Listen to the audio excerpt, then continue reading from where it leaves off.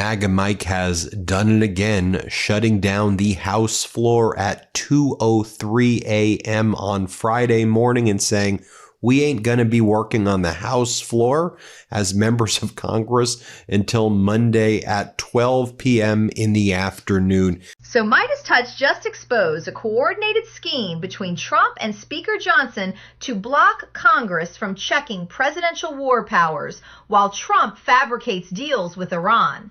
This connects directly to Trump's actual February strikes against Iranian positions and his pattern of market manipulation through fake announcements. Let's break this down.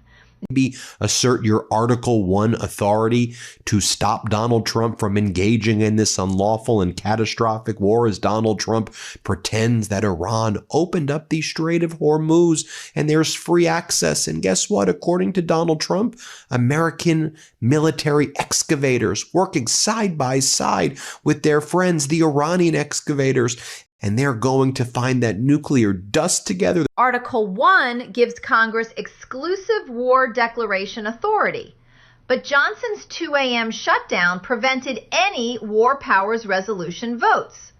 This is exactly what happened when Trump launched those February strikes. Zero congressional oversight.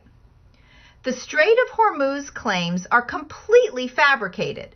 Iran still controls that choke point for 20% of global oil. One problem, everything false. Ships ain't leaving the Strait of Hormuz. There's no free access through it. Iran controls it with an iron fist. Iran ain't giving up their uranium. Donald Trump just lied about everything. The coordination is crystal clear here. Iran never opened the strait. Ships are still paying transit fees to Tehran. This follows Trump's classic playbook: make grandiose false claims, get media to repeat them uncritically, then use the coverage to justify policy moves that benefit his agenda. He called up CBS and he called up NBC and Reuters and NewsNation and this one and that one and Axios, and they all just said, Donald Trump said, Donald Trump said. Do you see the coordinated plan right here? Let me spell it out for you. This media manipulation strategy has become systematic under Trump's second term. He's issued 254 executive orders so far, many based on these fabricated crisis narratives. The press gets played every time.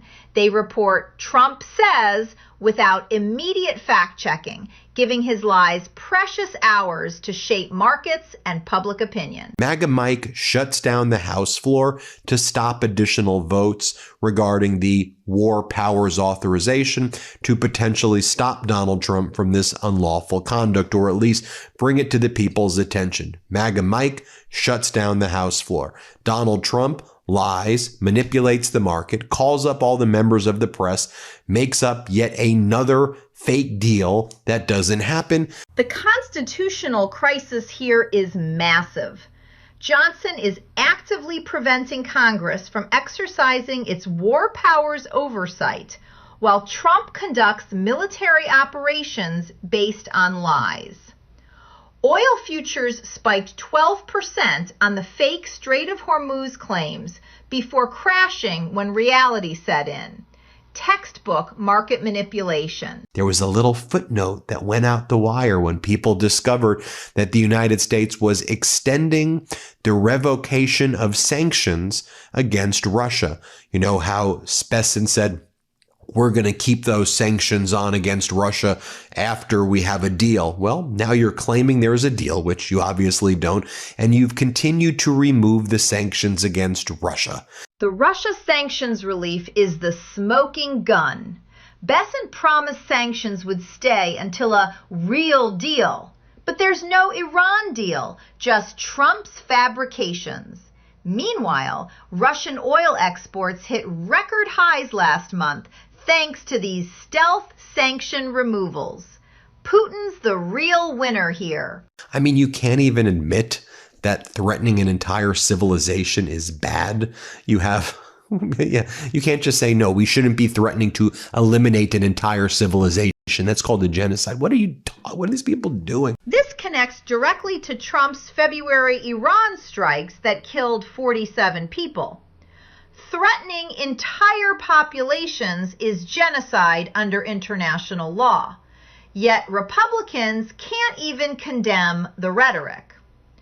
We've reached a point where basic human rights positions are now considered partisan.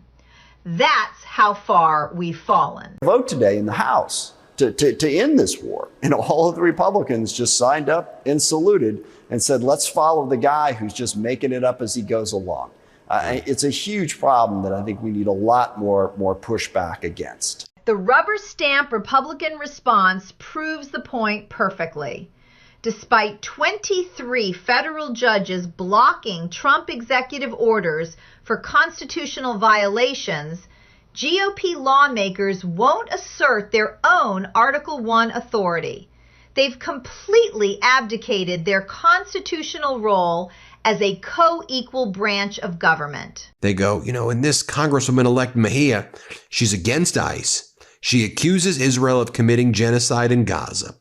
She wants to impeach Justice Clarence Thomas and Samuel Alito. She believes in a $25 federal minimum wage. She wants to cancel all student loan debt. She wants to tax the wealthy. She wants universal health care. She wants universal child care.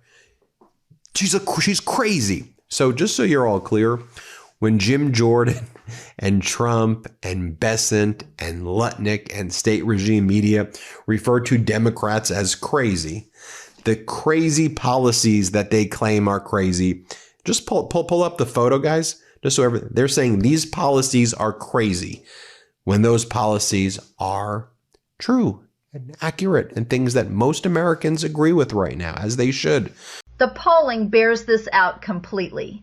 Universal health care polls at 63% approval, $25 minimum wage at 58%, student debt relief at 71%. Corporate media calls these radical because they threaten donor profits, but Americans overwhelmingly support progressive economics. The crazy label is pure projection. There you have it, folks. MAGA Mike shutting it down yet again, shutting down the House floor. No votes. It's so ridiculous. This entire scheme, Johnson shutting down votes, Trump's fake Iran deals, stealth Russia sanctions relief, represents coordinated authoritarian governance. Congress has been neutered as an independent check on executive power. When legislative oversight gets shut down at 2 a.m., democracy itself is under assault.